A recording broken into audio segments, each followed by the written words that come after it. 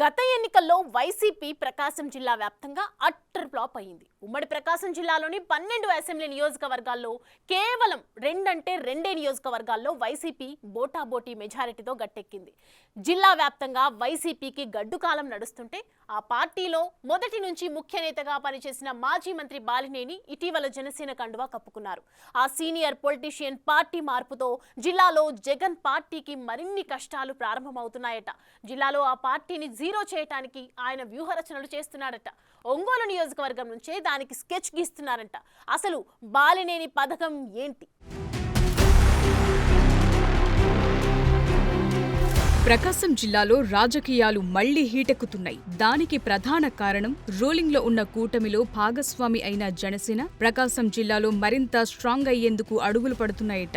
Silent politician గా పేరుగాంచిన మాజీ మంత్రి బాలినేని శ్రీనివాసరెడ్డి ఆ దిశగా పావులు కదపటం మొదలుపెట్టారట. ఈ మధ్య కాలంలో వైసీపీలో అవమానాలు తట్టుకోలేనంటూ జగన్ ని టార్గెట్ చేసి బయటకొచ్చిన సీనియర్ నాయకుడు బాలినేని తనకున్న పరిచయాలతో వివిధ జిల్లాల్లో జనసేన బలోపేతానికి వ్యూహరచనలు చేస్తున్నారు. సొంత జిల్లా ప్రకాశం జిల్లా నుంచే ఈ ఆపరేషన్ బాలినేని ప్రారంభిస్తున్నారట. ముందుగా ఒంగోలు కార్పొరేషన్లో వైసీపీకి నామమాత్రం బలం మిగిలేటట్లుగా ప్లాన్ చేశారట. గత కార్పొరేషన్ ఎన్నికల సమయంలో 50 మంది కార్పొరేటర్లకు 42 మంది కార్పొరేటర్లు వైసీపీ నుంచి గెలుపొందారు. జనసేన నుంచి ఒకరు, స్వతంత్ర అభ్యర్థిగా ఒకరు, టీడీపీ నుంచి 6 మంది గెలిచారు. అప్పట్లో కార్పొరేషన్ ఎన్నికల్లో వైసీపీ ఘన విజయానికి బాలినేని చక్రం తిప్పారు. గెలిచిన వైసీపీ కార్పొరేటర్లలో అత్యధికులు బాలినేని నమ్మిన బంట్లే.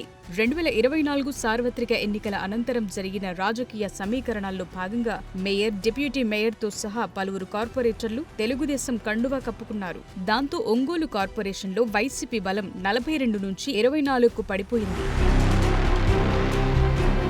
ఇక మిగిలిన వైసీపీ కార్పొరేటర్లు కూడా బాలినేని శ్రీనివాసరెడ్డితో మొదటి నుంచి టచ్లో ఉన్నారట.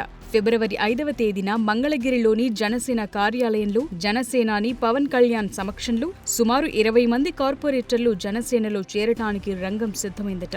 దాంతో ఒంగోలు కార్పొరేషన్లో వైసీపీకి 4 సభ్యులు మాత్రమే మిగిలి నామమాత్రంగా మిగిలిపోనుందంటున్నారు. వైసీపీ నుంచి అంత పెద్ద ఎత్తున వలసలు జరుగుతున్నా ఓ 4 కార్పొరేటర్లకు మాత్రం వారి ఓవర్ యాక్షన్ కారణంగా ఎక్కడా తలుపులు తెరుచుకోవటం లేదట. అందుకే ఆ 4 పార్టీకి ద్రోహం చేయం, వైసీపీలోనే ఉంటామని చెప్పుకుంటూ తిరిగేస్తున్నారట.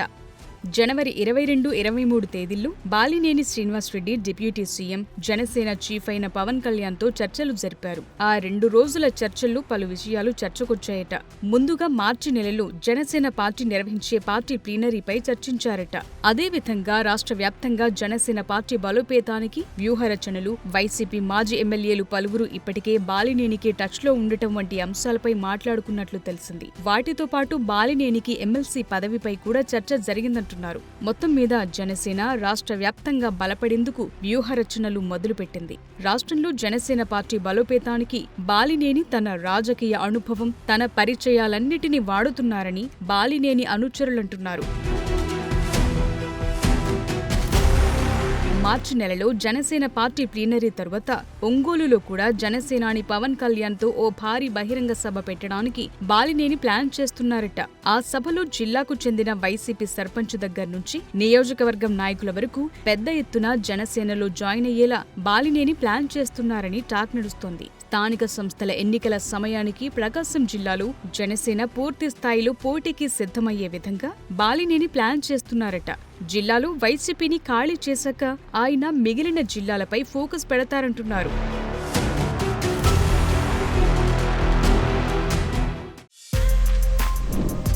For more videos like this, subscribe Big TV channel.